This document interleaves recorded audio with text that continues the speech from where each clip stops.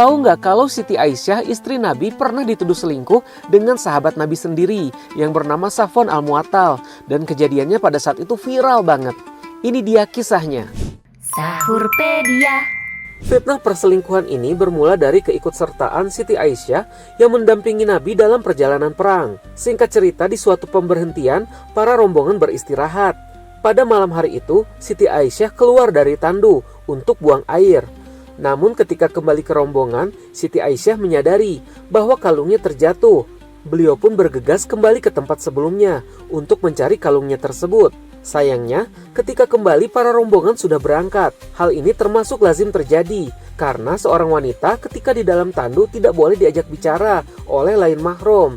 Dan pada zaman itu, kaum wanita tidak makan banyak dan mereka juga tidak gemuk, sehingga sulit membedakan jika di dalam tandu itu ada penumpangnya atau tidak.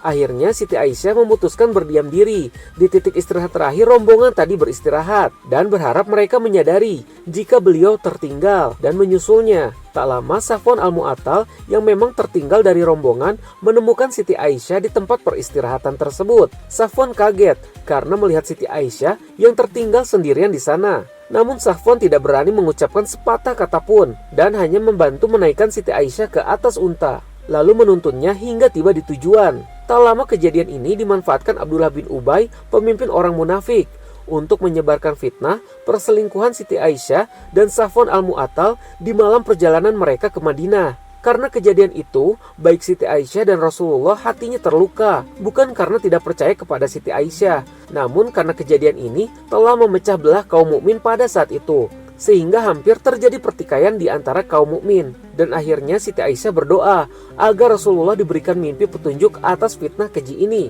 Dan akhirnya Rasulullah mendapatkan wahyu berupa surat An-Nur ayat 11 yang membebaskan Siti Aisyah dari fitnah, sekaligus peringatan bagi orang yang menyebarkan kebohongan.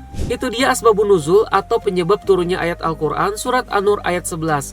Sampai bertemu lagi di Sahurpedia berikutnya. Assalamualaikum.